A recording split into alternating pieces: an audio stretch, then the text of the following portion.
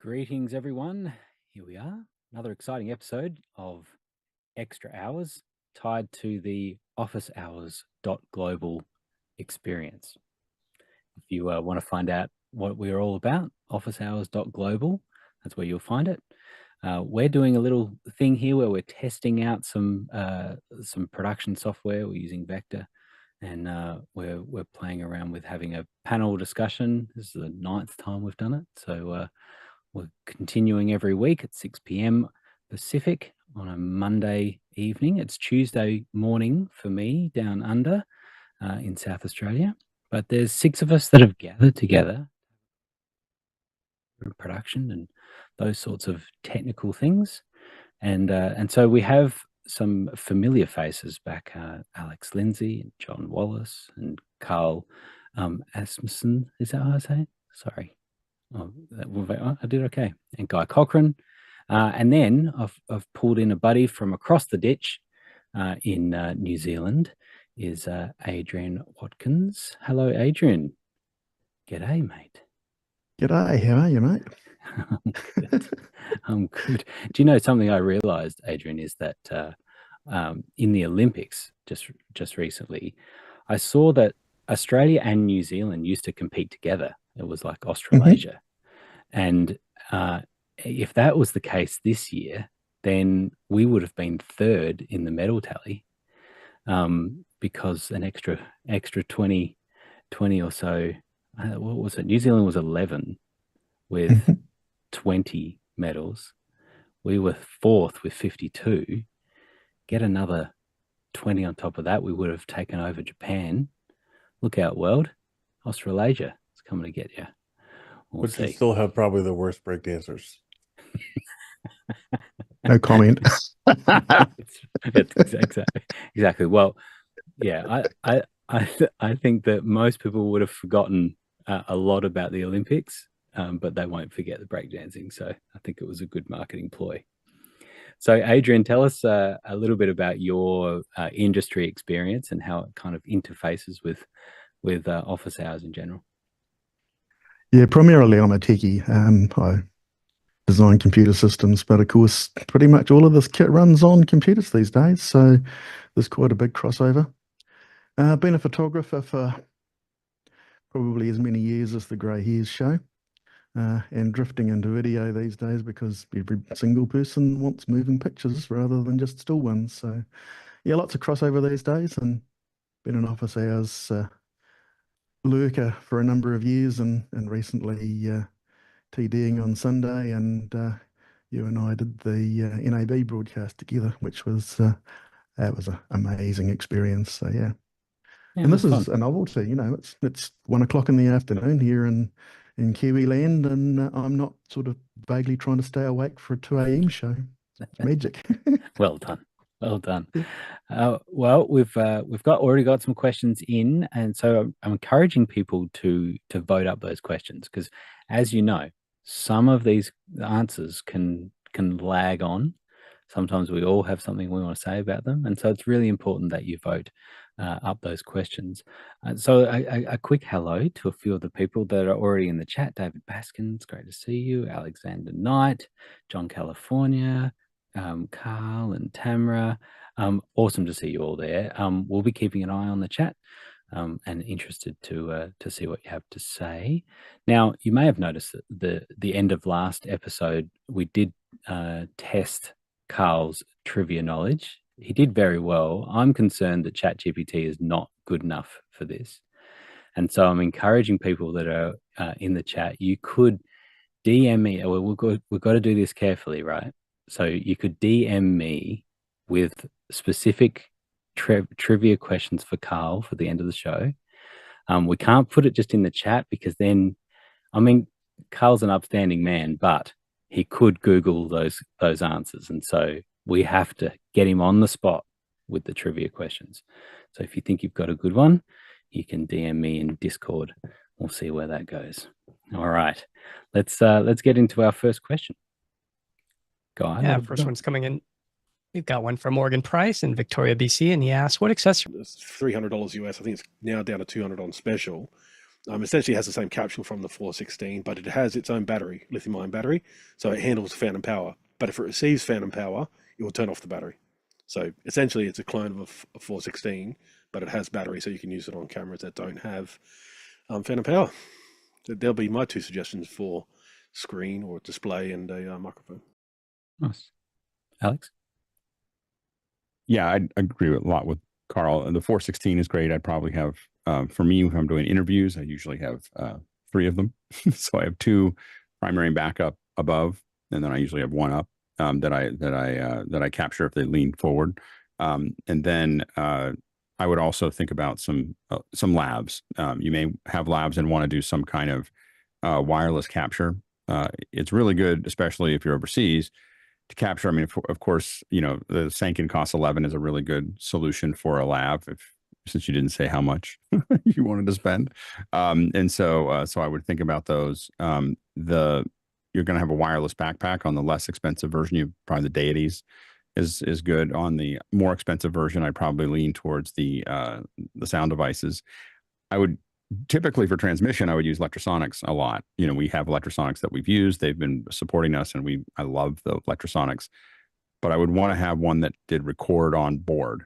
So if you're going to have a belt pack, I'd want to be able to, if you're doing it, a lot of times what happens is we shoot some of the documentary stuff, and we want them to record, and they're pretty far away talking to us in the crowd, and they're recording locally while they're talking, but they're also transmitting. So we have a rough track. But we're going to marry that back together, because a lot of times it's breaking up, because sometimes we've shot crowd shots where they're, you know, 50, 60 feet away through lots of water bags. so it starts to, of course, so those are the Zaxcom, of course, are the ones that both, I mean, they're the ones that pioneered that, but there's a lot of other solutions now. So I think about those as far as that goes. I agree. Atomos and Blackmagic would be the 2 that I'd look at for recording and for field monitors. All the field. I wouldn't buy a field monitor for a documentary that didn't record. You may want to think about, for interviews, having a larger one that might be 17 inches. There's a bunch of different ones, Shoguns and the 17 inch. And the reason for that is you want to check focus. You don't want it. But when you're running and gunning, you can't do that. But when you're in an interview environment, we like to have at least a 17 inch that we're looking at. It's really easy to see things that will look really big on screen that you don't see on a little field monitor. So it's something to think about as well. Nice. Guy? Yeah, this is where stopping into your local rental house and see what's going out the door. I mean, a popular camera is the Sony FX6, and so you see what they accessorize those things with as far as the cage, and depending on the environment you're going in, something like an Easy Rig might be nice, but those things, you know, they scoop over your head and they'll take the load off. But if you get into a tight situation, you might be banging that thing, running through a doorway, or, you know, so there's pros and cons to having the way it get lifted off your shoulders. Is you can accidentally, because you get taller and you forget that you're taller and you're walking around with this bigger rig than you're used to. As far as audio, I would totally go with somebody who knows what they're doing and has, you know, 10 plus years of experience with all the right gear, because they're going to have, it's not just having a Sanken Cost 11, it's having all the mounts for it. Like Mickey came on, I think it was during NAB, we had asked about what he would bring, and he just started whipping out all these different what do they call them? It's like a chest strap and these ankle thigh ones. And there's just a wealth of knowledge inside that guy's head. So if you stop by a rental house, they might tell you, you know, here's the things that go out with an FX6, but then here's also some local audio guys, because that's 50% of your project. So you want to get great audio, and you want to make sure it's all, if you're using multiple cameras, you want to make sure it's time coded. I'd also look at a Teradek or something like that, so you can wirelessly shoot that video over to somebody who's paying attention, making sure that you know, if there's a wide shot, or if there's two people, that the 2 camera ops aren't getting the same coverage. So maybe the camera should be on somebody else, or a wider shot, not just a close up, and then check and focus and things like that. So having comms would be nice too. So if you can, talk to your operators and make sure that they're getting the shot that you want, and that they're not stuck on the same thing. So a couple tips. That's great. And Mickey's got some good comments in the chat as well. I'm not going to read them out because I want Mickey to come on the panel, and so he's not able to just give in text answers. He has to come on the panel. Next question. Next one in is from David Paskin in Miami, Florida. And he said, we had a long and fascinating discussion in the Zoom test kitchen last week on video quality in Zoom and what factors really make a difference. How much does video quality really matter? It's one thing if it isn't watchable, but what about just okay? It's a good question. Alex? It depends. I will back into, hey, let's have great audio over everything else. Like good, how we stack this typically is get me a hardline internet. So I want a solid minimum for Zoom, 10 megs up and down, bare minimum, Ethernet connection, no Wi-Fi. Then I want to have great audio. So I'm going to fix the audio there. Then great lighting. I mean, for people who haven't heard me say this before, probably thinking camera, but it's lighting, because lighting will fix a lot of cameras. So good lighting will fix a lot of cameras. Then the cameras, and then the back, whatever you have in your environment, and so I think that that's the order in which we look at things. So there, it is a point that it's accessible. But what I will say is that I think that it's much easier. People feel, if you want to feel like you're talking about something you think is important, short depth of field sure does help. Like we're used to looking at film. We're used to looking at, so from a pure practical perspective, it just feels bigger and feels more important when you have short depth of field or shorter depth of field. Also, it actually reduces, we notice this not so much with Hangouts, but a lot with Google, not so much with Zoom, but with Google Hangouts. The compression looks better when the background is a little soft. There's less detail going on there. So when the background isn't moving, the background isn't soft, it lets it focus more of the bandwidth on the person, and they tend to look a little sharper than they would otherwise. So there's some technical reasons to shorten that depth of field as well. And the reality is that the area behind me is, I mean, some of it's useful, but some of it's junk, but you don't notice it because it's out of focus. And so it's just little details, little greeblies back there, but some of them are like empty boxes and stuff like that. So it's interesting, when I go on a travel, I used to take a little webcam. I used to take the variety of webcams, and I found that the hotel, I was more sensitive to having a short depth of field than in my house, because it blurred out the hotel. Like it just blurred out the background a lot more, and you didn't see all the weird stuff that was in the hotel. So short depth of field allows you to hide a lot of things, and without having to, there's some technical things there. I'd lean towards it, and we'll talk more about that in a future question that you have. But I think that cameras are pretty important, for the process. Yeah. John? I would say that it depends on who's watching, who's your audience. If it's a bunch of people who watch office hours, they're not going to be very forgiving, and they're going to focus more on the video quality than they are on what you're saying. Because if there's a distraction away from your content, that's going to be the biggest thing that harms you getting your message across. So focus on what matters to your audience. I mean, there's a reason why Comcast had to automatically redirect people from the SD channels to the HD channels, because people didn't notice. They didn't pay attention. They didn't care that their local news was only in 32480p. They just didn't care. They had TV upscaled in a poor way, and it made no difference to them. They could hear the same thing. They could see the same thing. Comcast wanted to regain that bandwidth for those channels and use it somewhere else. So they had to push everyone over to the HD channels. It's just, most people don't notice. As long as it sounds good, they can hear what they need to hear. We see some of the biggest streamers across these platforms, their audio is terrible, the video is awful. People watch. But if it's people like us who care, they're not going to watch. Immediately, it's going to be a turn off. It's not something that I want to waste energy watching because I don't care about their production. So one of the things about us talking about this type of thing for 4 years is that I feel like what I talk with clients and all sorts of people about this stuff all the time. And the problem is, I think that it's my original thoughts, but actually it's just what I'm saying that Alex said. And so for me to be able to give a response that's not what Alex said is difficult. Because one of the things I say all the time is, it's not what you think, it's what you feel. And so there is something about the way that you feel about the connection that you have with people online that is far more important than what they think. And so I agree with John. It frustrates me that my family can't see the difference between, even when it was 4:3 to 16:9, or that there's pillar bars, or there's letterboxing, or there's all of that stuff would frustrate me. They wouldn't notice the difference. We had SD channels and HD channels, and they'd be constantly on the SD channel, and I'm like, what are you doing? You're missing out on so much. But the audio was the same, right? The audio was consistent, whether it was HD or SD. It was quality audio, and I think that's really important. But I do think that regardless of the camera, regardless of even the background, things like that, I think eye level is really important. And we're used to seeing so many shots of people sitting on their laptop and looking up. Now, something that I can add recently, something that I can add to Alex's thoughts, is I heard this really interesting thing about when you are leaning down, when your neck is down, that you are using more frontal lobe, and when you are sitting up, then it goes more, I don't know what it is, further back, and you're more creative, and you're able to think clearer.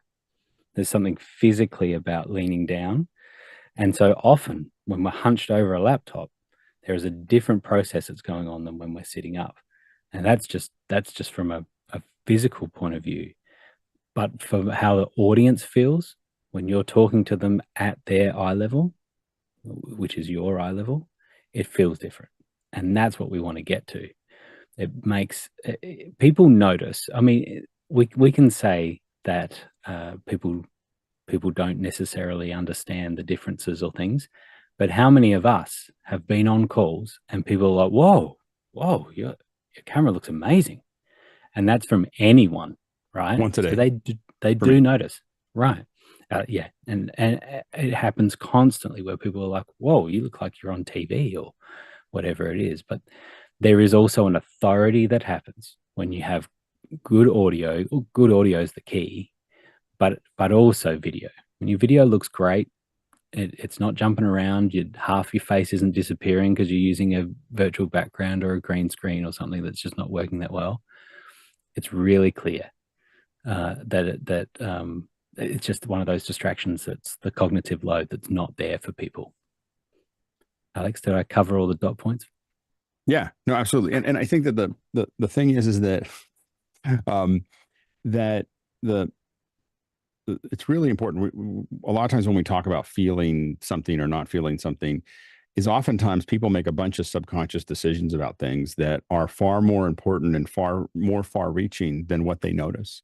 And that's when someone says, well, they're not going to notice, my problem is that, yeah, that's the most dangerous place to be. Like, not noticing, but making subtle decisions. Like, we had some events we were working on years ago, and we had people, we were doing hybrids. This is some of the heart of I might have said this before. Grant always has to tell me whether I've told the story or not, or in front of him, at least. Fortunately, he doesn't listen to all the shows anymore. So the, goes both ways now. if you filled out 5 out of 5 on the, if you filled out 5 out of 5 on the thing, and then you didn't come to the next event, we called you. Hey, what's going on? How you doing? Like, we had this other event. Did you? And the people who came, almost all of them were like, oh, I was just busy. I just had something. I had this other thing. This thing came up, and blah, blah, blah, blah. And what we realized is that they had thought that they enjoyed the event. Somehow in their subconscious, it had dropped in value to them to where they weren't willing to fix their schedule to make that work. Right. And, to go to it wasn't worth it. Like a good example is, I apologize to Zoom for this, but Zoomtopia 2 years ago, my wife took off 3 days to sit and watch Zoomtopia, and lasted 45 minutes, and then went back to work. Like, and that is, now no longer would go to Zoomtopia. Like, and that's the worst part, is that once someone's decided they're not going to that anymore, getting them back, really hard, and so and that's Zoom, doing their own event. So, so that's the challenge, is that if you don't really build these events where people feel like they're excited and they're ready to go, it's not that they complain about it or even think that it was a bad event, because they have no reference point to what a good event is or a bad event. They just don't feel like they need to go back again, and I think that that's but they don't have the distinctions to know what caused that. You know, like when you have like if you talk to a designer, designers have distinctions that define white space and balance and weight, color and complementary colors and things that make you want to do this and things that subconsciously affect you. And they can describe that. Person will just look at it and go, oh, that's a really nice ad, or that's a really nice car, or that's a really nice whatever. They don't know why they think that. They just like the way it looks, you know. And so we have to be very careful of people not noticing, because they won't notice a lot of things. They just but they'll still make decisions about it. You know? And so when we come in with a better camera, I think that it tells people that the event is more, you know, I have this thing. I like spiral chairs. I like to put chairs in spirals. I don't like, or not in spirals, but in curves. Curves are really hard to do, so people don't like doing. Like they don't like, and I like to do them just because they're hard. You know, like you know. And so, and what we do is you take a point that you decide is the center, and you run a string out tight from that point. It's usually a C-stand. Actually, you put a C-stand up because otherwise, it's a long story. Anyway, so it's C-stand, and you mark where the rows are, the distance for the rows. You put the chairs where you want them in the distance, and you make sure that they're the right distance, and then you mark them, and you mark the thing, and then you go around. You spiral. And you set all the chairs that way. And it's a pain to do it that way. But when you walk into the room, you see people just go, ooh. Like they're just like, there's something about it because they've never seen that before. Because it's not just that the chairs are in a curved, it's that they're done perfectly. I mean, they are, you know, they're perfectly distanced and perfectly, you know, and I used to work on seminars where perfect was a big deal around the chairs, you know, and the chairs being perfect when you walked in was a big deal. And we spent a lot of effort on it because it told you that this mattered. It subconsciously told you that it mattered. You know, it subconsciously told you that this is important. This conversation we're about to have, it means something. It's meaningful, or at least that it's important. You know, it might be empty and meaningless, but it's still something that you want to pay attention to.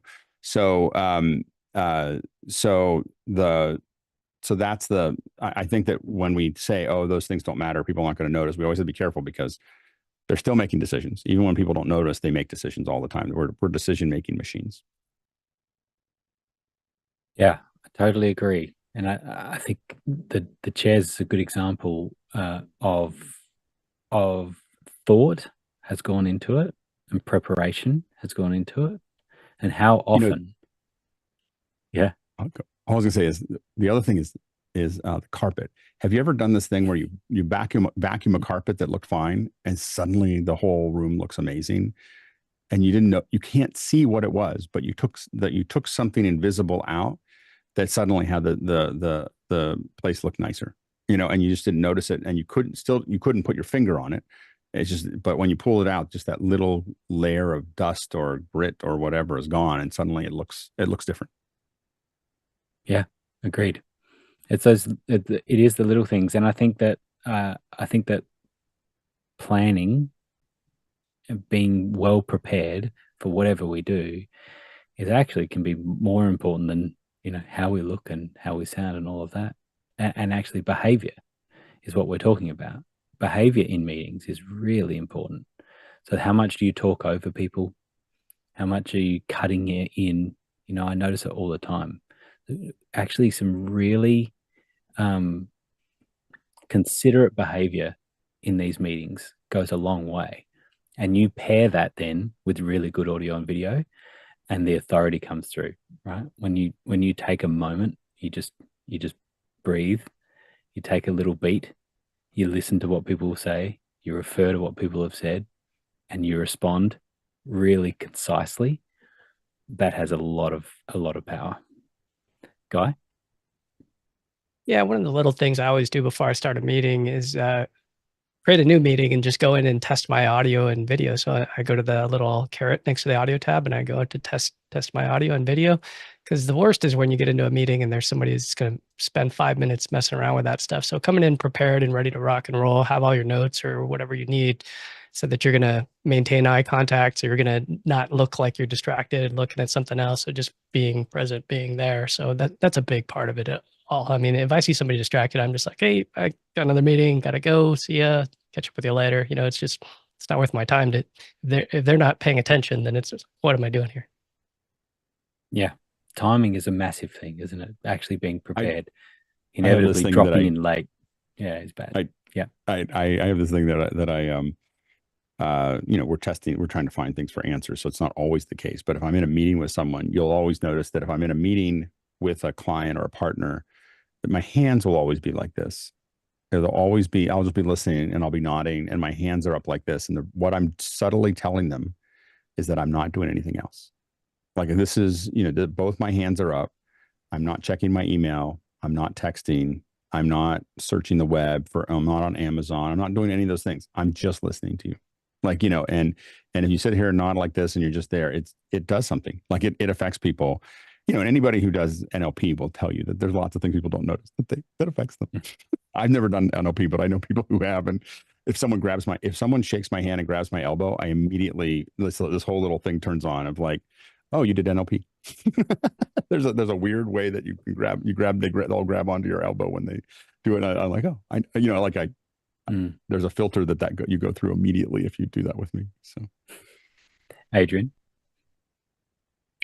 Yeah, mate, one thing you said that resonated with me, one of the best pieces of advice I had from a colleague years ago was to remember that in a meeting you have 2 ears and 1 mouth. Nice. Yeah. Keep the ratio that way. Yeah, I like that. It's a great question, David. And the thing that I like about what we're discussing here is how much have we talked about tech and then how much are we talking about human experience? And I think it actually is one of the defining characteristics of office hours in general, the community, is that we're not just geeking out on the tech, but we're thinking about how does it communicate better? How does it connect people together better? How do we have a better human experience because of the technology? And so I think about that. Actually, my wife reminded me of this, that it was how we met, and she was surprised we were on a camp. I was running all the production stuff and I was teaching students the production and was teaching about service, and that this is a service role. And that particularly for people that are on stage is that you are a key provider in the comfort level of the people on stage. They're not serving you as a tech, making all the tech work. You're serving them to make them more comfortable, because inevitably that serves the event better. And so I appreciate the conversation we're having here, is that we're thinking about how do we communicate better with people? How do we have a better human experience through the technology? And yeah, we're going to have a few tech tips along the way, but that is the driving motivation. Well, and I think that one of the things there is that we have to always check in, because we do this in events all the time. I've done it. I'm not saying that no one is, always check yourself. And does this make a difference for the viewer or the user, as opposed to this would be really cool if we did it, there's a temptation for us as event people and broadcasters and everything else to want to do things because we are intellectually interested in that process or how to do that, or that'd be really cool, and not come back to the concept of how does that serve the user? How does that serve the viewer? Like, what does that move forward for them? And if we can't answer that, we need to think hard about that before we add it, because it's really easy to have events that have lots of cool things that don't make any difference, that don't move the conversation forward. Yeah, I think that relates to redundancy processes as well, backup systems and things like that. At what point do you just overcomplicate your system so much that at the end of the day, trying to go from your primary to a secondary actually takes longer and doesn't serve your audience? And so there needs to be, this is all I think about, is not how many redundancies do we have, but how quickly can we recover in whatever we're doing. We want to minimize the amount of time it takes to recover, because that ultimately serves the audience better. And if we can do that quicker with just one backup or a system that we've practiced, that we can get over to that system really quickly, or we can get it going again, however that is, that serves the audience better than geeking out and having 4 backup systems and overcomplicating it. Anyway, that was a good one. Well done, David. Next question. Next one in from John, California, in Heflin, Alabama. And he asks, I have a MacBook Pro M1 model. What is the best hub to get that would allow me to connect my ATEM Mini, Rodecaster Pro 2, and a second screen so I can fully do my duties behind the scenes of office hours. John? Well, I wouldn't recommend plugging an ATEM Mini or your microphone into the dock. But if you would like to spend $400 on a dock, you can get a CalDigit, the TS4, I think, is the one I use all the time. It's really great. Been rock solid for me. But sharing bandwidth on things like that, I would not recommend. Why, John? Well, you're going to get into a situation where a device is going to require more of the bandwidth. Everything is coming in sequentially. It's essentially on a Thunderbolt. It's more like an Ethernet port than it is like USB. And then you're just moving that data across. So you're going to have a point where your camera wants something, your microphone, you're going to have glitching, you're going to have issues. You'll see like a webcam go gray, ATEM gray. We all seen that happen before to many of us. Those are the types of things you experience. I noticed that when I plug directly in, and I specifically want to separate my video and audio on 2 different Thunderbolt lanes. So either side of the Mac, you'll have less issues to deal with. If you would like, a single port to kind of plug in and have an extra monitor, great. I do not recommend that for any sort of real accessories that you want to push some bandwidth through. Nice. Adrian? Yeah, absolutely echoing John. I've got camera going into one feed and audio going into the other here. But you did also say best, and that can be an interesting comment on office hours. I've been looking at the OWC Thunderbolt Go dock. It's should have pretty much everything you need, but have a look at the ports that you've got and decide if you really need it first. Carl? So the one I'm going to suggest is the Thunderbolt dock. So with Thunderbolt, so it's important to understand the difference between Thunderbolt and USB docks. And also I don't know too many audio interfaces that we suggest here on office hours that are actually Thunderbolt audio interfaces. And of course, the ATEMs, of course, are USB devices. So SanDisk Pro has their Pro Dock 4. So this is also a card reader, but it is actually a dock. It actually has 2 Thunderbolts, one in, one out, so it can be daisy chained to other things. So you don't lose your Thunderbolt. You can daisy chain it. All you have to keep in mind is you got 40 gigabits of bandwidth. That's what you do have to. You do have to budget your bandwidth, but nearly anything USB is not going to be that much of a problem. It has a DisplayPort output, so automatically, so you can use DisplayPort, which is a much better solution. If you understand how DisplayPort works on Thunderbolt, it's a better solution than using an HDMI, because essentially there's an HDMI converter in those docks. You can run multiple things, but do keep in mind bandwidth. So Thunderbolt is directly into the PCIe, so this is no different than having a tower PC with a card in the back that has 4 USB slots. Those 4 USB slots are no different than 4 USB slots into a Thunderbolt cable, and then off you go. There's no real difference, but you do have to think about your bandwidth, how much bandwidth you can actually use allotted. And once you start sending video out, now video only goes one direction, it doesn't go back in, so it doesn't actually affect anything going in. But you do have to think of your budget. So if you're doing heavy stuff if you bring like heavy video in as well, then that's a bit of a difference. If you're using certain webcams that do uncompressed video, so I know the Roland stuff, their USB is uncompressed, whereas Blackmagic don't. They use an MPEG-4, H.264 down the pipe. But my suggestion is definitely the SanDisk Professional. It's not something you can put in it's not a mobile thing, it's definitely a desktop thing. It's big and heavy. It can send almost like 100 watts of power as well, so it handles all that.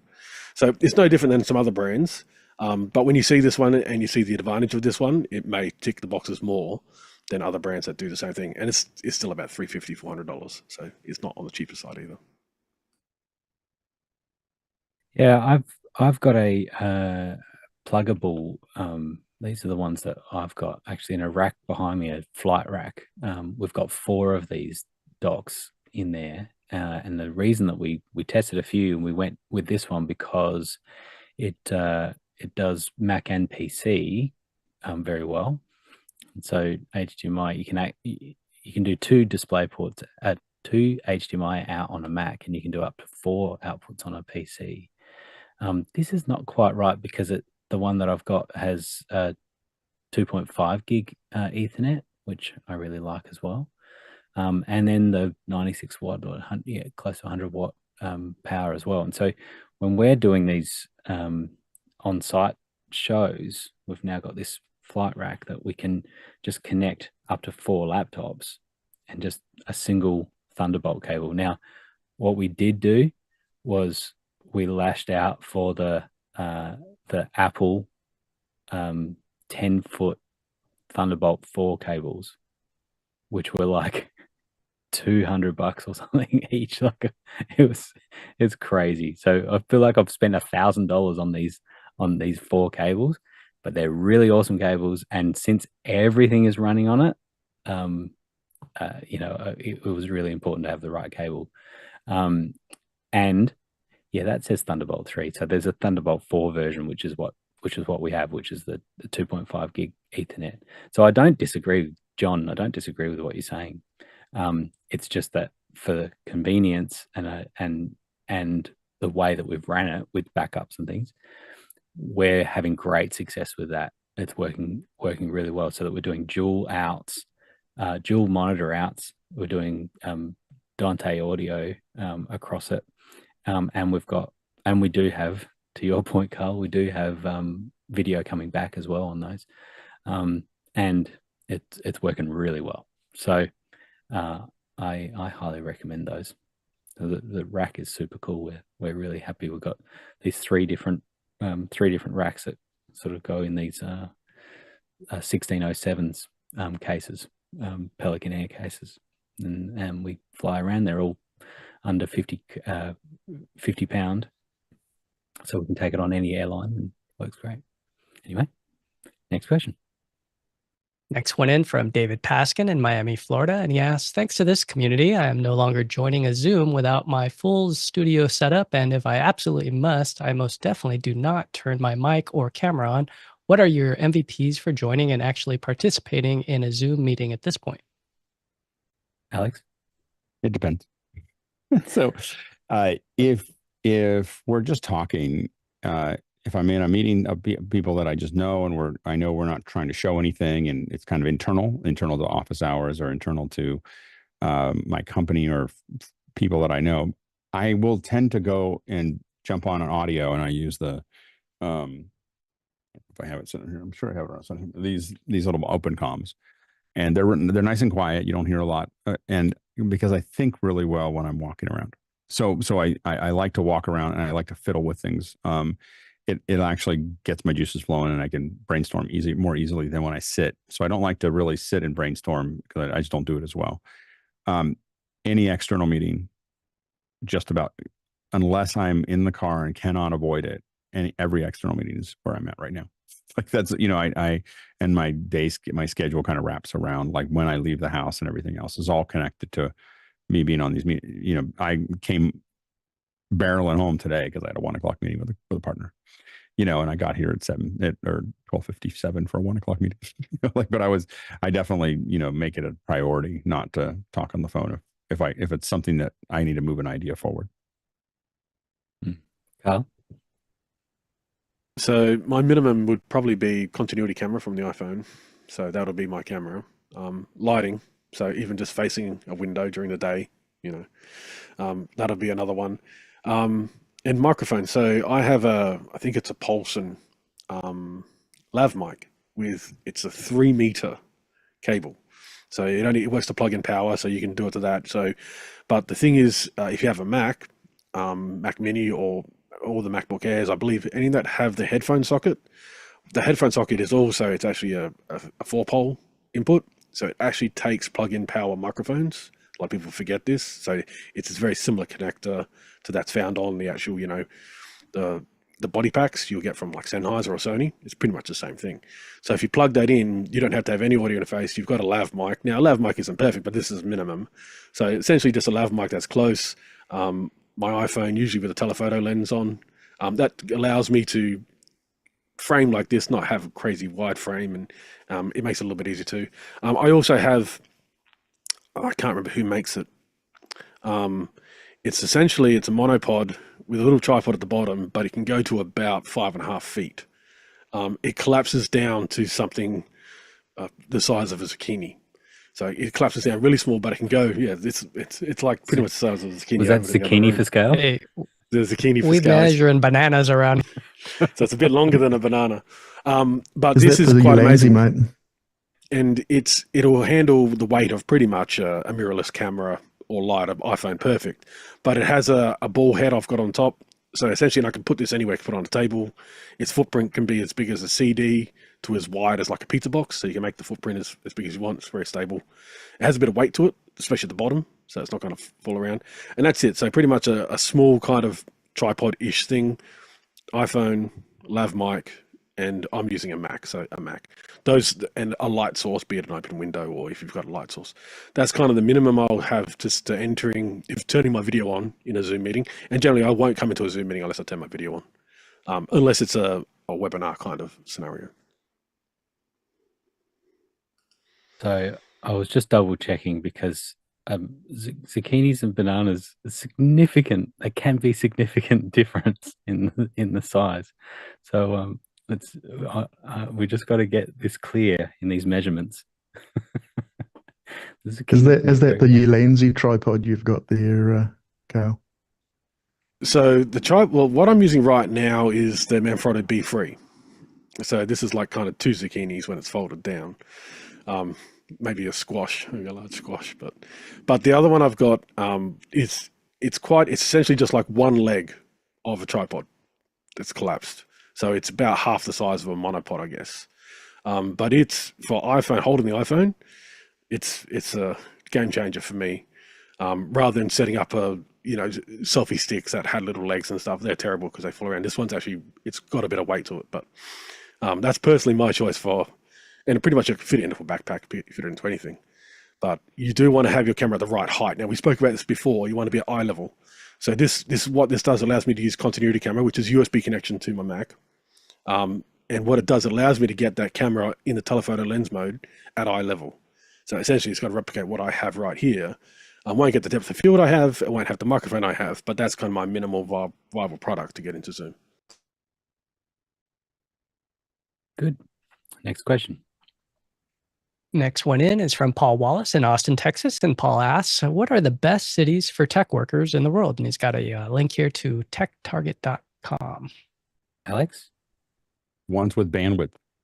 I really think that it really is like, it doesn't matter where you're living. I don't think that we interact that much. I mean, we can talk about it. Like San Francisco's a great place if you're going to go to a bunch of parties, or if you're going to hang out at cafes or whatever, and there's a lot of those. But what I will say is that I think that the future of where we're going, when I talk to a lot of my friends who are moving, it's actually away from the cities, but they have to find a place they can get 1 gig up and 1 gig down. So they're kind of following, where is Sonic? Where is Frontier? Where are the people who are actually creating modern architectures for internet? So they want to see, $150 a month for 1 gig up and down kind of thing. And that's literally, they're searching, that is the criteria, $150 for 1 gig up and down. And then they start with that, and then they look all over the country, and then they start deciding where they want to live. But it starts with that number. And I think that is, I don't think that the cities matter nearly as much as the bandwidth. And I find that it is it's an amazing thing related to my opinion about the corruption within the United States government is that no one talks about this. Like no one talks about telecommunications. Oh, we can go after Google because that's safe. Go after Apple, go after Live Nation, all things that if we fix whatever they were doing will have almost no impact on the average user, like none. No, we're not going to notice anything. If you went after the telecommunications industry, you'd make a big difference for everyone. And especially if you're a small town or you're in a rural community or whatever, just the pressure, if you just did fiber to the home, I've talked about this for the last, 5 years or whatever, fiber to the home would transform the United States. The problem is that I don't think that the folks representing the folks in the rural areas really understand what that means. And the folks in the urban areas don't want to do it because it would transform where everybody lives. Suddenly you'd have this big draining, they're already having a problem with that now, but people would leave cities pretty quickly if they could get bandwidth. And I've talked to a lot of friends in the Bay Area that have been moving out or thinking about moving out. I mean, everybody in California, you just look at the price, you look at the value of your house, and you just look at, oh, I could sell this and buy something else with cash. Now, but once you move out, you can't move back in because you've sunk that money into something else that is never going to be the same value. So, but they start, at some point when there's something final thing has happened where they don't want to stay in California anymore, there becomes this like, where do I go? And everybody that I know from the Bay Area is looking for bandwidth. It's just they can't work outside of that. Yeah, I think that Starlink has come a long way. Carl, we were talking about that the other day. Is that something you were going to mention as well? I just will say that Starlink is not the solution. Like it's cute, but it's a lot of days it's under 100 megs. It's not a gig up and down. It's not fiber. It drops out.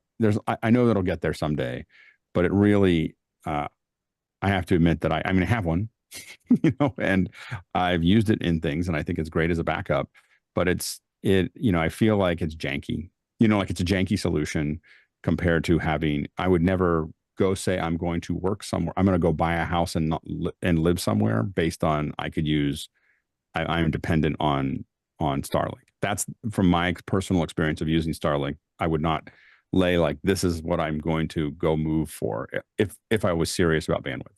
So this is 26th of August. We'll just remember this is when Alex was talking about Starlink, and this could be the 30 frames a second compared to 60 frames a second. And again, if they get better, if we get to a point where it's 200 megs and up and down, guaranteed, 24/7, never drops out, we can have that conversation. Like I'm going to go move to South Dakota, but in general, I just don't. If it really mattered and you have, like you miss meetings because you don't have bandwidth, it's a big deal. I hear you, and I think for us, where we're doing real-time video that's really critical, I think it's a big deal. But for a lot of workers who spend most of their time not doing real-time communication, it could be a really valid way of having good internet in the absence of fiber. But Carl, you were saying that some of the numbers on Starlink have totally changed too, right? Yeah, so it depends on which version of the Starlink dish you have on your end. So I know Alex has the first gen version, but the fourth gen version is second gen. I don't have the second third gen or fourth gen, but second gen. But yours is one that moves and tracks the sky, right? Yeah, it does. Yeah, so the current one, the fourth version, doesn't move at all because it doesn't need to. There's enough Starlink satellites now overhead that it's not going to be a problem. The laser link between Starlink's satellites is still in prototype, so that's more of a back end. That's more of a backhaul issue that Starlink's going to be doing rather than having to go up and down from every satellite. But in Australia, we're seeing 200 down in rural areas. How fast up? And up is around 20. So, and this is with version 3. We don't have version 4 in Australia yet. So this is version 3, which is the rectangular one that moves. So that's the one we have currently in Australia. The version 4, I believe it will be released in Australia, which is a smaller one. But yeah, so it's 200 down. Some people say it's like average is about 100 down, but it can get up to 200 down when people do speed tests. But up is around 20 average. So yeah, for video streaming, I wouldn't. For video streaming production, yeah, Starlink is not really your best bet unless you just need to get a signal out, or maybe one contribution out, one Zoom call out. But as far as working, if you're a software developer and you just got to upload code and it's not real time, then yeah, I think Starlink does work for a lot of people, especially in rural areas, or if you choose to want to be off the grid, if you want to be in Wyoming, or Cooper Pedy for those here in Australia. If you want to be off the grid, then you can do that. But the other thing is, what was the satellite numbers, Carl? 6,000. They're active 6,000 at the moment.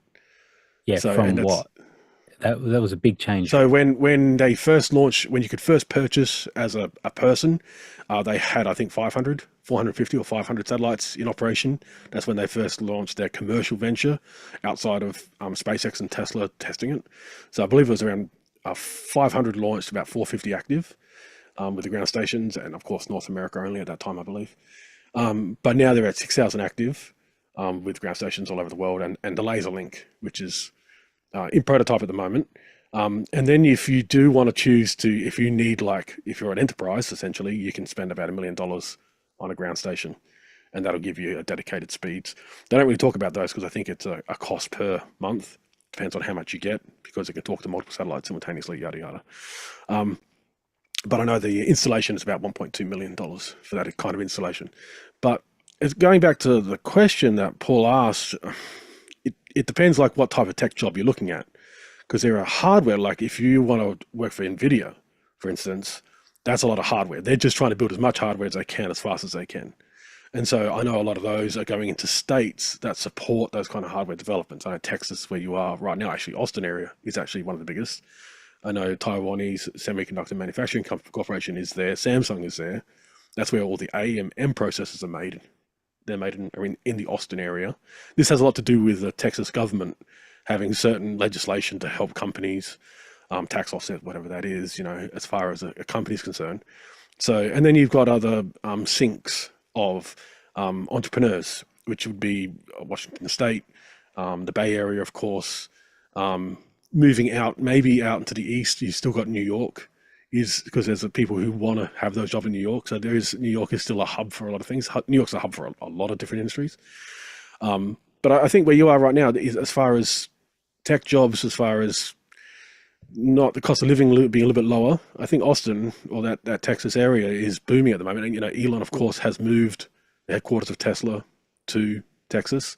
I just saw some article today it said it was the top 10 fastest growing cities in the United States, and like 8 of them were Texas and Arizona, and like the other 2 were like Florida. It was all the same. It was really interesting. I don't keep up too much with legislation in like each state of America, but I do know that it's legislation, it's lawmakers who are probably minimizing bureaucracy to help that happen. So that's kind of a good thing. I understand California has a different mandate on their legislation. It's just a different part of the country. I understand that too. They have different pressures. But the fact that certain states like Arizona and Texas have made a concerted effort to actually attract companies, and kind of, if these companies succeed, they get a company tax, I guess, from them. But if they get out of the way as far as allowing them to set up and get that bureaucracy out of the way, so there's a barrier to entry is not that high.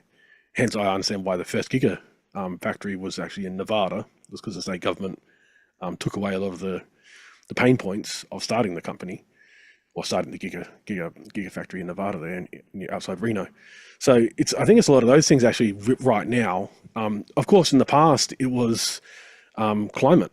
So the Californian climate actually helped a lot in the past for aerospace. So Los Angeles, because the climate helped manufacturing that kind of stuff, and semiconductors required a certain level, so you didn't have to spend so much money on conditioning the air to make these semiconductors.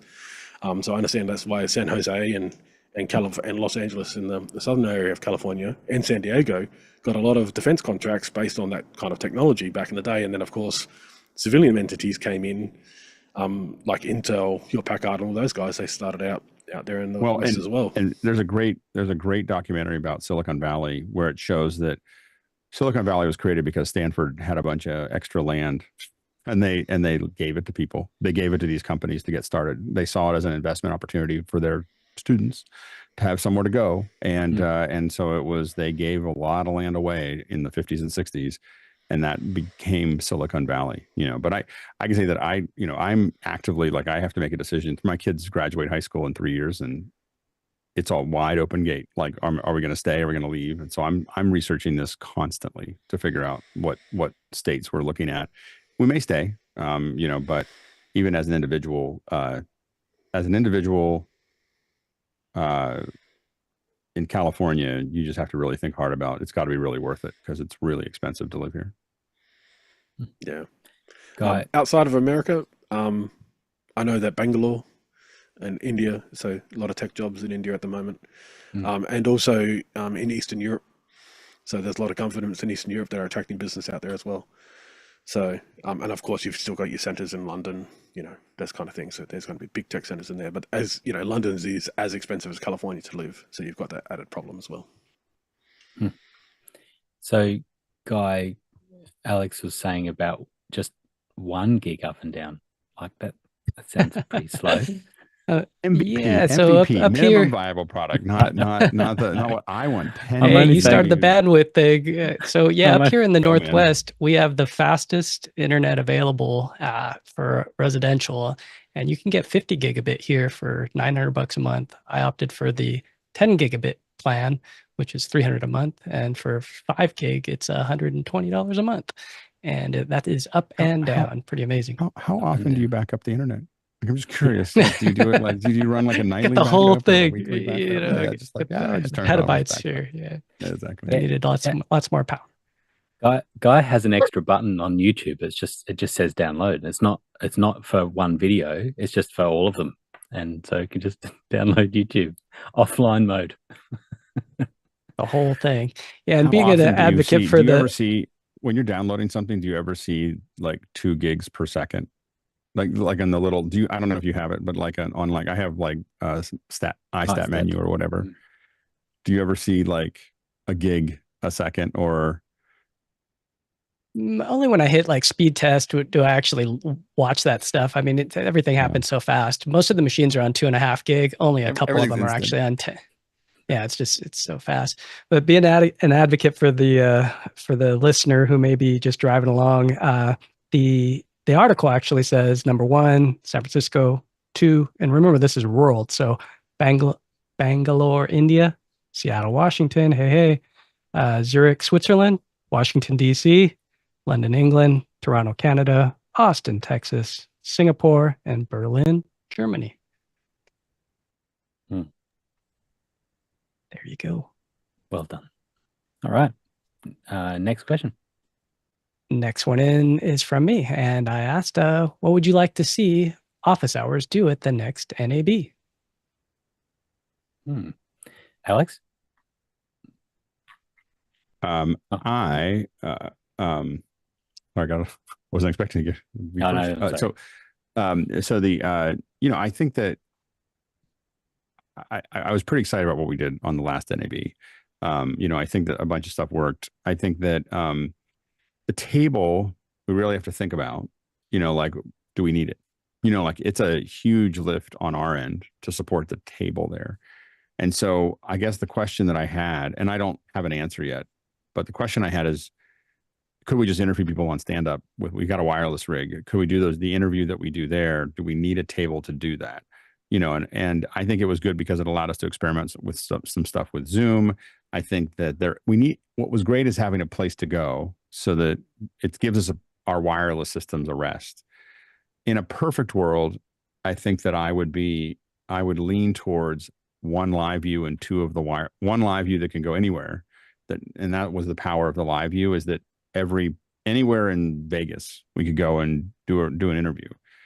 The power of the wireless rigs, the shoulder rigs, was that interaction I just thought was magical. Like with Grant and the whole panel directly, there's something about being able, and we barely understood if it was going to work or not.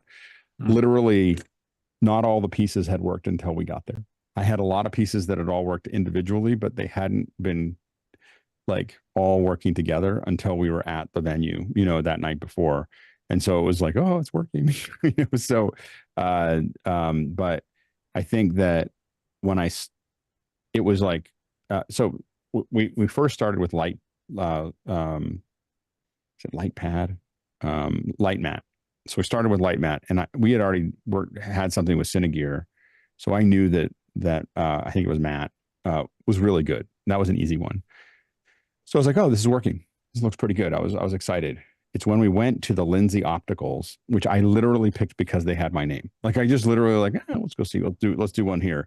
It was next door. It was easy to get to, and it had my name. And I thought it was funny. So we went there, and if you look back at that clip, it was so magical to have the father of the two talking, and he's in his 60s or 70s, talking straight into a camera without seamlessly showing optics to everybody, going like this and showing the thing. And I was like, this is so much more compelling than a person with a microphone going like this. And I just was like, oh my gosh, this is so good. And every time I saw it, there was the one where the guys had the automated track that was a little bit further away. It was right around the booth, but they had these tracks with pan tilt zoom head camera. And so when we started, they were two partners. They made two different products. And we started interviewing the first guy, and the second guy was like, "Oh, I don't, he goes, how long is this going to be? I have to have meetings, he was like, he's from Eastern Europe, and he was just upset with me and like bored. And I was like, we'll be with you in just a second.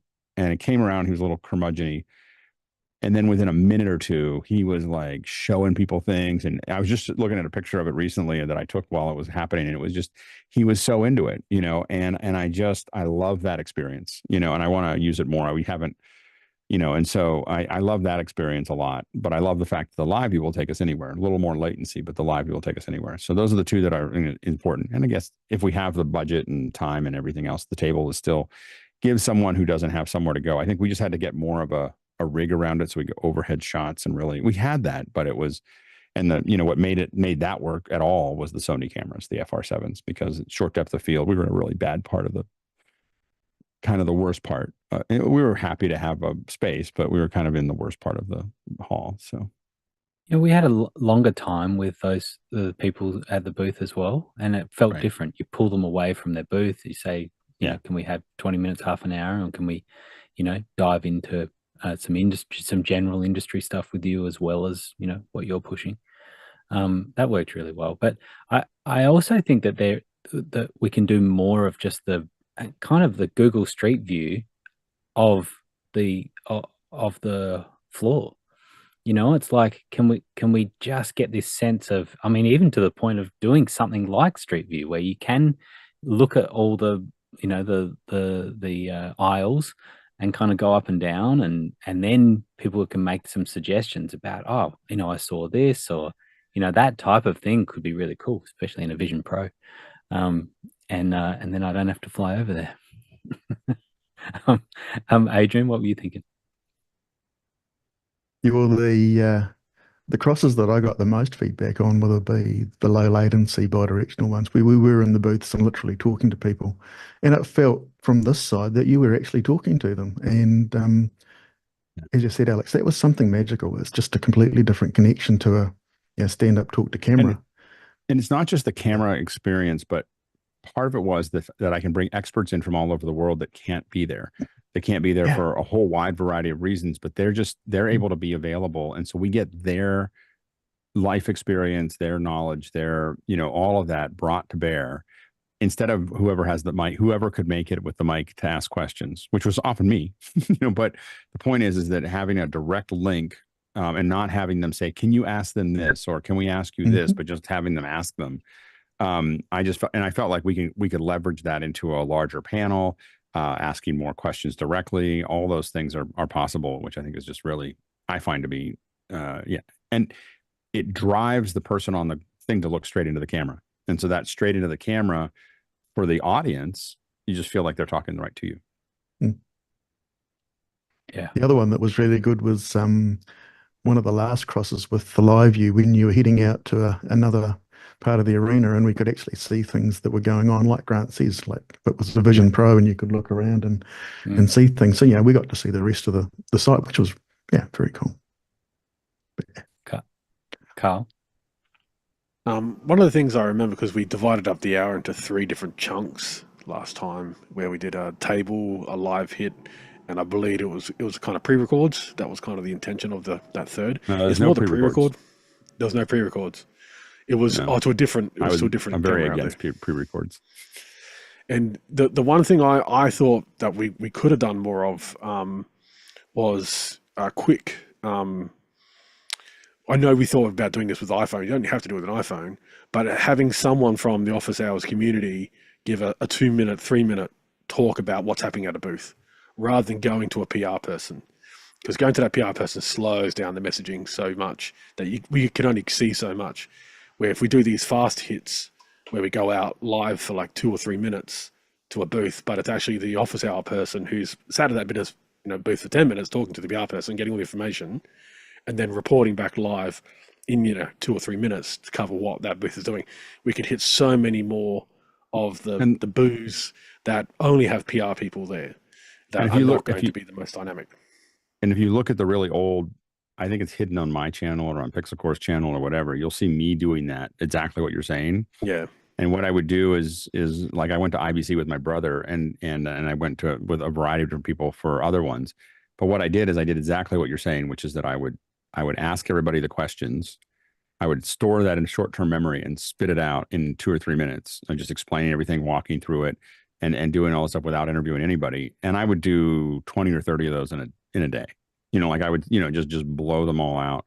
And they're really fast. And you're totally right that a lot of folks, even the tech folks and the PR folks, some people don't have context for their own product. So you are kind of oftentimes you need to you can do, like I know there was this one, I can't remember, Monitors in Motion. I went and asked them a couple questions and I did a video about it. I don't know if it's on their website now, but it was on there for years, like a decade.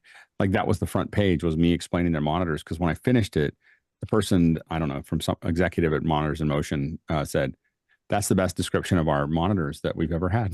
And I just, and I just pulled it in and pushed it back out again. And I think that you're right, but I think that's not part of the live show. What I want to do in that case is produce lots of little videos, which we kind of didn't. We just had trouble staffing, just enough volunteers to do the videos. So that's been the problem.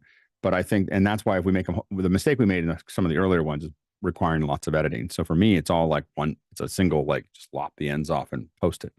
And so if we can do that, I think that I would love to put out 100 videos of the booths that don't make it to the live show, that people can watch later. It'd be really good for us. So you mean like a live to tape kind of scenario where the editing is just top and tails kind of thing? Top and tail. You can add stuff the idea is that if you have staff to do it, if people volunteer and want to take some of them on or interested in that one, they could add lower thirds, they could add graphics, they could do whatever they want, but they're shot with the assumption that you'd walk by. And the hard part is that there's only a handful of people that can do that single stand up and push it off to the next thing, and that's the hard part, is finding enough people that can do that stand up effectively. Yeah, I'd like to see more of that kind of what I'd call controlled chaos, which was when Grant threw it over to Alex, and Alex was just like, "Oh, you want me to go? Oh, wait, over here? Okay, yeah, I'll go over there." Yeah, I panicked and just started going. I switched another knob and just went. And you see me get really big because I'm like, what am I doing? I think the audience loves that. Yeah, they love that where it's like, we don't know what's going to happen, but we kind of know what's going to happen. So from a production standpoint, we know where the guardrails are, but we are throwing it safely. So I like the booth setup just because one thing, it's home base. Another thing, it's got a secure connection, so we can always drop back to it. So we always had a fallback position. But the question for you is, do you want the table? The booth is a given. You have to have the booth, but do you want the table? I mean, years ago they had, I don't know if you remember it, Teradek did a glass enclosure in the middle of the floor and was interviewing people. I did hit there. Okay, yes. So something like that. I mean, that's obviously big money, but it was nice with the couch and things like that. So I think people sitting down and then looking at us on I don't know, more like a teleprompter type monitor, so that when they're looking into the camera, they're looking at us as well. So we're looking at them, they're looking at us. So they make PTZ teleprompters. The only thing I liked about the big monitor, which did create some eyeline issues, was that people could see what was happening. Like that was the people walking by the booth stopped and looked at the booth. It gave them they were like, what are they doing? And where if we contain it all, it's not as clear, but we could fix that by putting monitors up across the top, like that. You can see the show. Yeah. We've had a lot of debrief, discussions about it, and it really, we can just talk about it for hours and hours. Because we all have slightly different opinions on it or perspectives. And one of the things I think about is that we are giving people the experience of being there and walking from booth to booth. And in order to do that, it needs to have flexibility. Because one of the things that we did was I remember we had like 20 minutes allocated for this one booth, and it was boring. It was just really boring, but it was hard to get into the product itself. And then the person that we were interviewing was really boring as well. And we were kind of stuck in this 20-minute thing. Are we just going to keep doing this rather than what you would do naturally if you were there. And You'd we be could like, have- okay, thanks, and you move on to the next booth. You know, And you could have, the other thing that we could do there is, I don't know what we did then, but what we could do in the future is just have you guys say, hey, thank you so much, and then talk amongst yourself until the next hit. right? Like that Yeah. was kind of the design, was that you guys can always just like the big fill. And what's great about what we had was that we had 4 different modes. We had the panel talking to each other, the panel talking to the table, the panel talking bi-directional, and the panel talking, or the live view hits. And that's what this one they- was. It was a live view hit, and we weren't right. talking. You weren't, right. so then and we're so stuck, we, yeah. we weren't in control of it. And so yeah. Yeah. But look, we live and learn, right? And that wasn't a that's still- throwing it's no still- shade on anyone. You know, that's It's still just the what most we were learning. aggressive. It was the most aggressive coverage of NAB that I've ever seen. And I 100%. heard that from many people. Like there was definitely people who are in the industry going, I've never seen it, what you guys are doing. And NAB spent time with us talking about next year. And, you know, like it was definitely like really a cool. different experience. And, you know, they had we didn't have a huge following. We had days where we were doing anywhere from 150 to 500 people were watching live. You know, there was some points where we peaked really, really high. And, you know, other streams were peaking at 10. so like it was, you know, that had much bigger sets, you know, and much bigger infrastructure. So I think that, 10,000? Oh no, yeah. 10. 10. Just I was looking at it. I went to the one stream and I was zero. like, okay. So I think that there's something that we figured out there. And admittedly, it was such a stressful thing for me that, you know, I definitely have some rules of engagement now where I have to have a certain amount of money and everything else all 3 months in advance, or I won't even. So we haven't done anything after that because I was like, until I have that, I won't even start planning.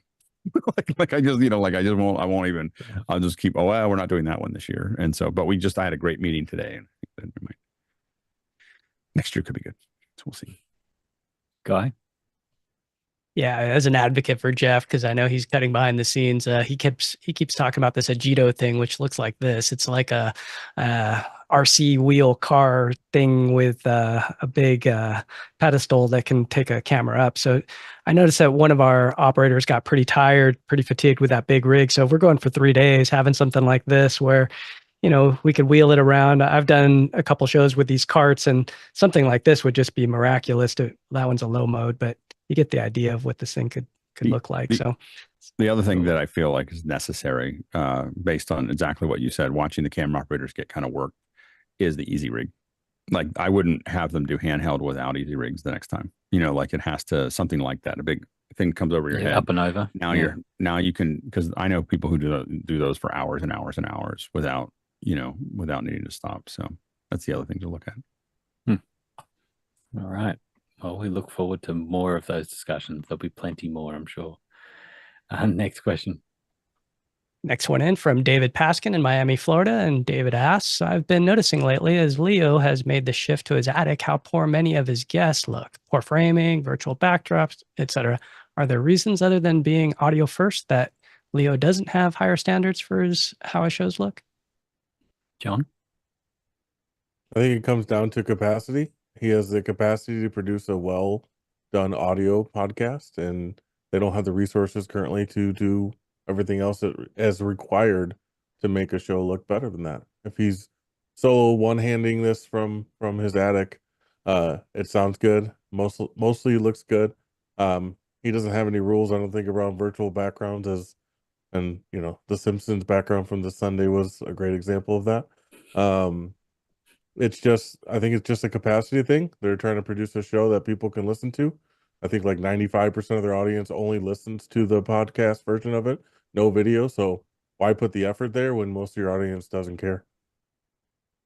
Fair enough. Alex? And it's really more like 99.5. You know, like listen to the, you know, like if you look at the total listenership and then the number of people that are watching live, it's just that are watching it or that watch it ever, it's very, very small. And it's one of the reasons that I think he moved that direction. I think that the challenge that you always have is that you want to have, we have built a standard among ourselves that also limits the size of our panel. If you ever look at our panels getting small, not a lot of people available or whatever, but people are afraid to get on our panel a lot of times because they don't have, I hear it all the time. So I'm trying to always figure that out. But Leo has a bunch of folks from press, oftentimes print and web, and they don't know any better, or they just haven't, they decide not to invest in that area. And he still wants their 2 cents on, he wants their input. And so he can choose to say, oh, you can't be on the show because you don't look good, or he can just try to make sure that the mics are good, and because such a vast majority are watching or listening over watching, I think it makes sense for him to go down that path. We are doing it as an exercise of excellence. I'm not worried exactly. I know that a large percentage of our listeners are listeners, but it's an exercise on how good can we make it. And I think I do it partially because I want to look good the rest of the time. And I get to have a sandbox where I get to play and get better every single day, which makes a huge difference in how my kit works when I'm doing presentations or talking to people about stuff. Yeah, I listen to office hours all the time, just as audio, but inevitably it'll be like, and this is a picture of this. I'm like, oh, got to pull my phone out to have a look at this picture or whatever, right? So having the video for that is particularly good. But David, what I noticed about the shift with Twit is that it wasn't as noticeable when the TVs were in set, right? So when he's sitting at the table and had TVs in set, and whatever the remote, background was or whatever, just wasn't as profound when it was sitting on the TV and just kind of looked like they were in the set, versus putting them in,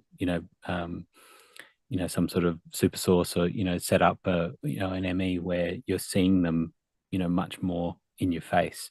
I noticed it was much more forgiving of people's weird setups when they were sitting on TVs in the set, which is really interesting. But I think that Leo has never looked better, right? So it looks really good, which says it's a funny, lot. I try to explain to people, like, they're like, oh, we should do it in a studio. And when everybody's in a studio, Leo, when we did the last Mac break there, or no, the last Twit, and we did it all in person. Leo was like, oh, it's so much better. And I said, yeah, but how often do you have everybody in this? It is better when everyone's sitting around from a interaction perspective, but we don't look as good as we do at home. Like, I don't look as good on that set as I look in my set. And you never do, because this set is built for me. Like, just this one shot, it works. Yeah. And I don't have to have it look good from every different angle. I don't have to, and so you don't have to show below the chest. Yeah, exactly. I think that it's, I am not interested, in being, I was there because I was shooting. I didn't expect or even want to be on that show. I was there because I was shooting the 3D. So, I was, and somehow I didn't realize that somehow I gotten roped into being on the show as well, which is fine. It's always a great conversation, but I was just there to shoot the 3D version of it. And so, anyway, so I think that everyone always looks better. Well, in broadcast insert studios, everyone looks worse than the main studio. And that's because they haven't changed anything in those broadcasts, because they think no one will notice. Those broadcast studios are horrible, like just trash. And nobody has good almost nobody. Media 3 in New York, maybe, but outside of that, it's cheap cameras, bad backgrounds, bad lighting, all the inserts that you see on CNN or whatever. And I don't think the broadcasters care, because they want their studio to look better than the inserts. So I don't think they complain. Yeah, I often say that, to be in person is like a 6-string guitar. It's making music. It's got all these different elements to it. For us to do what we're doing right now might be a 4 or 5-string guitar. Are we still making music? Absolutely. But there's just, you can't say that we're not missing something by being in person. But what we gain is the fact that we're in 3 different countries right now, and it feels like we're just together in the same room. 4, 3, 4. Did I get it wrong? We're having a conversation that we couldn't have. And my thing is that when some people are in the room and some people are out of the room, and you have tried to do this roundtable, the problem is that the folks that are out of the room just get run over because of the latency. You're on the kiddie table. Here's all. This is all the things all the sayings that you've said over the 4 years, Alex. That's what comes up for me. It's like you got the kiddie table. The kiddie table. Yeah, you're sitting at the end. I spent a lot of time at that kiddie table. You have 57 cousins, and you end up with a lot of kiddie table. Yeah, and I've actually heard some good sized companies that say one on Zoom, all on Zoom. Like it Right. was, and I like that it's just like if one person can't make it in person, we're all going online. We'll all go back to our desks and we'll sit there and we'll all be online. I really like that. All right, next question. Next one in is from Karen Addis in Melbourne, Australia. And they ask, noticed delay on Alex and Guy, but Grant and person from New Zealand is in sync. Is that because I am located in Australia? Nothing to do with it, right, Alex? I don't think so. I think maybe our sync isn't, we're still playing with the sync. The sync is a little different in the way that the system works. But it shouldn't be because of distance. I mean, it should be, maybe we didn't get that dialed in. Again, this is a brand new system that we're still figuring out. Audio is the thing that the video part with the Vector is working perfectly. It's the audio part that we're still kind of piecing together. Playing around with. Jeff, did you raise your hand? You taking double duty again? What are you doing? He's not going to answer. That's fine. All right. Last question. Last question comes in from me, and I ask, what would you use to shoot content for the Vision Pro? I threw this one at Carl, but he's not raising his hand. Carl, raise your hand. No, he did raise his hand. Alex? Yeah. Well, what I'm shooting right now is my phone. So I'm using my Apple Vision Pro. I use my iPhone 15. I'm shooting stereo or spatial with that, which I'm really enjoying. And I'm looking forward to the 16, hoping that we think it's going to go to 4K per eye. For the 16. So I'm pretty excited about that. The most straightforward way to shoot it outside of that is the Canon R5C. That is it's got the dual lens. I don't have it quite in arm's reach, but it's here in the office. As you start to scale up from there, you're talking of Red Raptors are really popular with that Canon lens and some other lenses.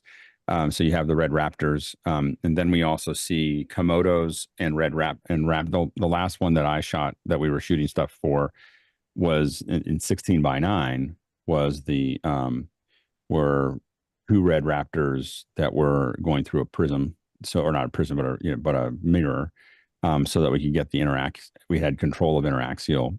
And so and then we can go up to, high frame rates as well. So those are ones that you can think about when you're thinking about 3D. When you're thinking about spatial, again, the R5C is going to give you get the ability to do dual 180. The Raptor will let you do dual 180, and it could theoretically put it out live. The big one that a lot of us are hoping for is that we're really looking forward to is the Blackmagic dual 180 camera, which the specs, according to what we're given, we don't know whether it'll be live or not, and what specs will be live and what won't be, but it's supposed to be able to do 8K per eye, 90 frames a second, and that would be transformational. Like that, something that can shoot that resolution, even if it's not live. But it's got 4 outputs on the back, and we think that could lead to something pretty interesting. So a lot of us are waiting for that. We think it'll change the way we do content for the Apple. We think it'll change the Apple Vision Pro. Like it'll just what's available and how we look at it and the kind of content we can shoot and everything else changes dramatically when that camera comes out. If it lives up to the hype, it'll probably not work very well for the first month. most new Blackmagic cameras, it takes a moment to get it in, but it's brand new and they're pushing the outer edge. And so, but we're excited about it. Yeah. So as Alex mentioned, if you want to kind of roll your own, as far as you're going to have to do the back end yourself, as far as turning 2 spherical 180 images into something for Vision Pro, then yeah, you can use, Blackmagic has their full frame cameras, which will now work with the Canon lenses as well. So you can actually don't have to wait for Blackmagic. They already have their cameras that actually can do this, which are any of their full frame cinema cameras, which I believe are 6K. and of course the 12K, which is currently out, which is also full frame, but you can actually get a lower price one. It's really going to come down to lenses to do this. You can use 2 cameras, of course, so the way 3D has always been done. But the 2 cameras, this is pretty much a good way of looking at it, is what Canon has right now. So the top one there, which has been out for a few years, which is one Alex is talking about, this is the one that goes on to the full frame, the R5C or the R5. Then you've got the 2 new ones, so the 3.9, which is designed for the R7, which is an APS-C or Super 35. So this will work with any Super 35 camera. Yeah, again, if you roll your own, if you use the R7, then Canon's own software can convert it directly to Vision Pro. And then the newest one, which is this one here, so the 7.8. Now this was designed with Apple in mind. So if you take a look at this, you actually look at it, looks a lot like it has 2 lenses from an iPhone on it. And essentially the reason why is because a lot of the AI stuff that Apple's doing in the phone, it can be done on this one directly. So this one is a little bit different than the other 2 because this one is directly designed to work with the Vision Pro, and it's directly designed with an Apple backend software as well, which my guess will probably be photos. This is I've only seen pre-production of this at the moment. I haven't seen anyone actually in the wild using this. I think we're going to have to wait till the September event for the software to be released, because I believe that the new phone may have a new way of doing this as well. So the new iPhone that will be announced in September, and I think that's what this is waiting for, is a software that will make it work on the iPhone, will also make it work on this particular lens, which works with the R7. The reason why they're limited to the cameras is because of the way the format, essentially the file that comes out is designed specifically for it. So that's why. But you can use this on any Super 35 camera, but essentially it's a back end part that gets it into the Vision Pro. So this is where probably using the newer one, the 3.9, which is designed for Super 35, this particular lens would probably be a much better bet if you're using Super 35. And of course, if you're using full frame, then the 5.2. All right, that's good. We've gotten to the end. We're going to do some content recommendations. Alex, what's yours? I'm going to recommend the Verve Pipe, because I'm going to see them this weekend. This is not this weekend, but Wednesday. And we're going to be streaming to the Apple Vision Pro. So we're going to have an interview with Brian Vander Ark, who's the lead singer for the Verve Pipe. And we are going to then attempt, and we'll see how this goes, to stream. We think we're going to be able to stream the whole concert to the Apple Vision Pro from a rafter. And we'll cut down as low as we can, but without hitting people's heads. And but we're going to bring a camera down a little bit and try to, we're going to attach it to a rafter. We're going to throw it up there and hit stream. And if it works, it works. If it doesn't, it doesn't. If it works, it'll be the first concert, I think, streamed spatially to the Apple Vision Pro directly live ever, I think. Best part of the first year when something's out is you get to do lots of things for the first time. So we're using Stream Voodoo. If you go to streamvoodoo.com/spatial, you can get on the beta. We'll send you an email and send you links and things like that. But we're pretty excited about it. But the reason we're doing it, of course, is I'm a big Verve Pipe fan. so getting to work with the band is a lot of fun. So anyway, I'd recommend it. Villains is the, and then there's one single colorful, and then Villains are the things that you should listen to get into it. They've got other great content as well, but those are the first ones to listen to, and they're known for The Freshman and for Photograph and Colorful and that type of thing. So check it out. That's great. Awesome. Thank you, Alex. John, what's your content recommendation? Yeah, so I have been beta testing a 3D printed tool from a friend of mine, Knackers, on TikTok. He has a attachment for the Elgato prompter, allows you to quickly go from a horizontal to vertical video. So if you're like creating a bunch of different content, it's just easily slides up, moves over, goes back down. Something that isn't as easy with the native device. I'll post a link to it in the chat. It saved me a ton of time with creating content, with being able to use this smaller prompter that I've been able to deploy across several different executives, and then also use at my home. It's a nice little 7-inch display. I'm looking to on it now. As long as you don't have anything too bright, it actually works quite well.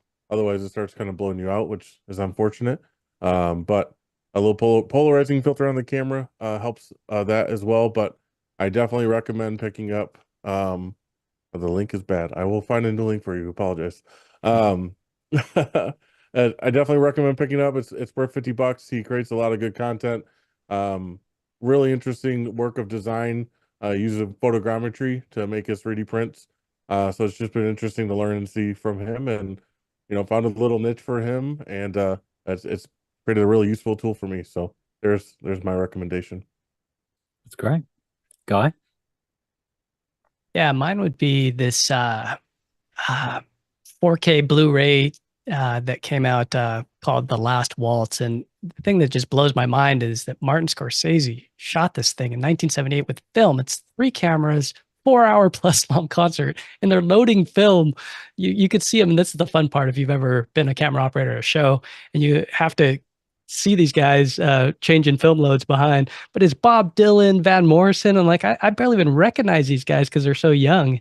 And that's Robbie Robertson there. So Bob Dylan's in it, Joni Mitchell, and to see it in this quality and in their prime, and a lot of them are on drugs, but it's fascinating to know kind of the behind the scenes story of how just crazy that these guys were, because it interludes with different throwbacks. And so that's my content pick. It's just fascinating for anybody who loves resolution and loves just old school rock and roll.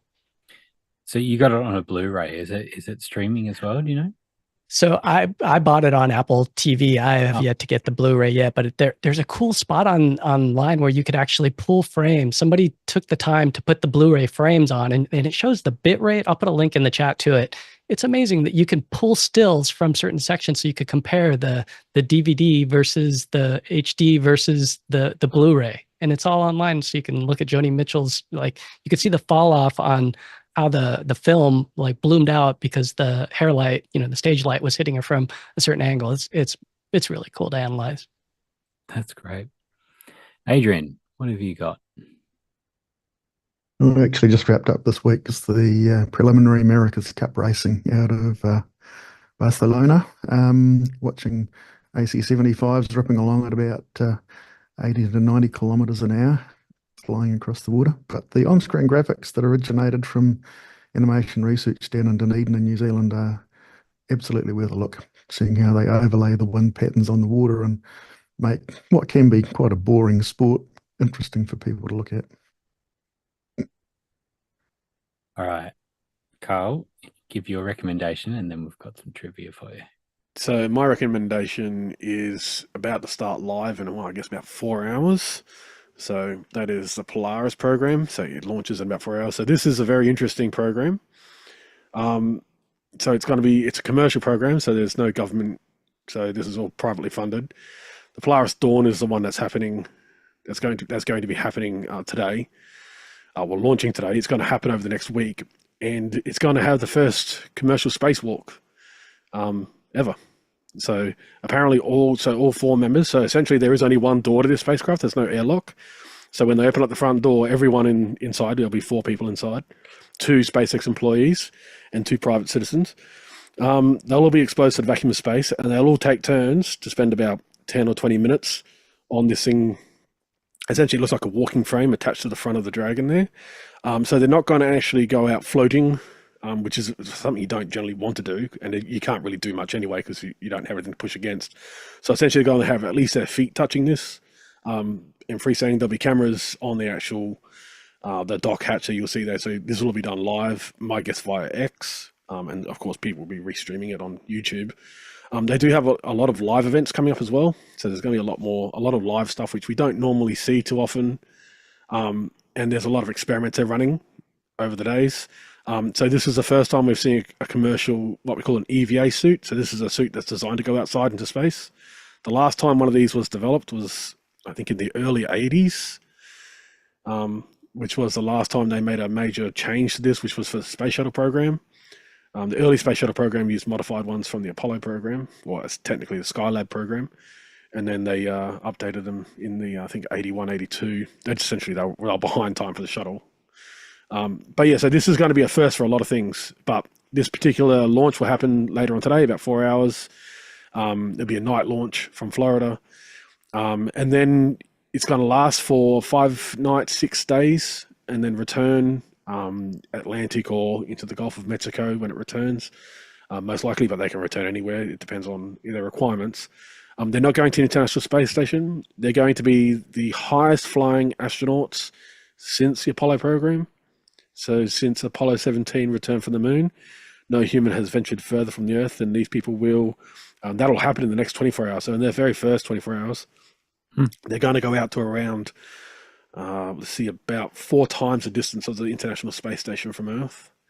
And then they're going to lower their altitude slowly down to about double the International Space Station, roughly. And that's where they're going to stay for about 5 days and do all these experiments and do their EVA. The EVA is going to happen on I believe, day 3. So day 3 will be when they go outside and take a look at the Earth. But this image is this illustration here is a pretty good way of what it's actually going to look like. What we think it's going to look like anyway. But we do expect a lot of live streams from this particular mission. Who is doing it? As in, So who's what it running is? So Jared Isaacman, he's a billionaire. Essentially, he made a lot of money through his own company. And so what's actually happened is Jared was part of the Inspiration 4 crew that went up in 2021, which essentially he paid for to have a private mission into space. He took 3 other people with him, and these 3 people were chosen in different ways. One person was chosen from one of the partnerships they do, which is with St. Jude's Hospital. Was a person who worked there, a cancer survivor who actually works at St. Jude's, and 2 other people were chosen essentially via internet application. This particular mission is very different. So this mission is the first of the Polaris program. There's actually 3 missions in the program so far. There may be more. They're being partially funded by Jared. As I said, there are 2 SpaceX employees on this mission. And this will be the first time that a private company has sent their own astronauts into space. And is the launch itself by SpaceX? Yes. So this is it's 100% SpaceX mission. Right. But essentially the Polaris program was the brainchild was between both SpaceX, the corporation, and Jared Isaacman, right, the personal individual. And so together they've created these 3 missions. This first mission is essentially to test EVA suits, make sure they work, make sure they can go outside the vehicle and do work outside the vehicle. So essentially this is a whole test, and they've got 40 other experiments they're running. The next flight, which we don't know too much about, but we do know that they're intending to rendezvous. A lot of people want them to rendezvous with Hubble Space Telescope and raise its orbit. At the moment, NASA is just going to let Hubble burn up. They're just going to let it burn up, even though it could still work. So the next mission, and NASA hasn't said they're allowing this yet. What about the Tesla? Will they rendezvous with the... Oh, the Tesla's out near Mars. So that's in a kind of an orbit that kind of comes close to Earth and close to Mars. But that's out there still. They could rendezvous. I think we will one day, but I don't think that's going to be the next mission. But the third mission of Polaris, and that's actually where the actual graphics at the beginning of this. So if we go back and we take a look at the beginning of this actual graphic, and that's the top one, and that's going to be the first human flight on Starship. So the very first human flight on Starship will be Jared Isaacman and his crew, and a lot of SpaceX employees, I'm guessing. And they're going to be the first humans. My guess it will just be go up into orbit, test it out, come home. It's going to be that kind of mission. But they're going to be the first humans to ride on board Starship when that happens. And we're expecting that to happen probably in the next 24 months. Amazing. All right. A couple of trivia questions coming from Kyle Hammond. Hammond, yeah. Here we go. Ready? Let's go. What is the term for a group of flamingos? Well, I'm going to say flock. Well, but I'm sure flamboyance. Flamboyance, there you go. Well done, Carl. You got him on one. Carl got him on one. Okay. What is the official animal of Scotland? The official one, so the national animal of Scotland. Is it a mongoose? The unicorn. Of course it is. It's on their coat of arms. Okay, there you go. What is the northernmost capital city in the world? Reykjavik. Yes, well done. What animal is known to laugh and has been proven to have a sense of humor? Well, other than humans. Well, jackals laugh, but I don't know if they have a sense of humor. Chimpanzees have a sense of humor. They play tricks on each other. So I know great apes have a sense of humor. This one. I'd say great ape, but what else is there? Rats. Well, there you go, rats. Not your typical, yeah, that's an interesting one. Not your typical trivia questions. Well done, Carl. Because we've got ones there, but Carl, he's still won overall. Well done. All right. Thank you, everyone, for hanging out with us. Thank you to the back-end team, Laura, handling all the questions and making sure, keeping us all on track and making sure it's all working. Thank you.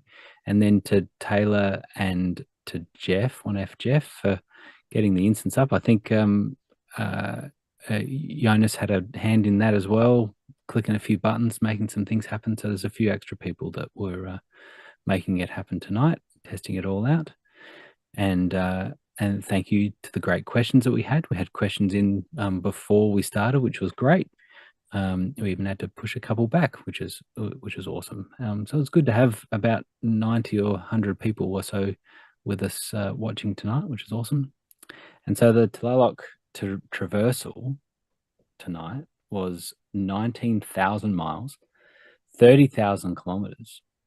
Now, it's 147 million bananas for scale, and based on a conversion that an average banana is about 7 inches, an average zucchini is about 8 inches, that would mean we're at about 167 million zucchinis for scale. There you go. Thanks, everyone. Jump into after hours now and have a little chat, a little debrief about the show. That'd be great. Okay, bye-bye.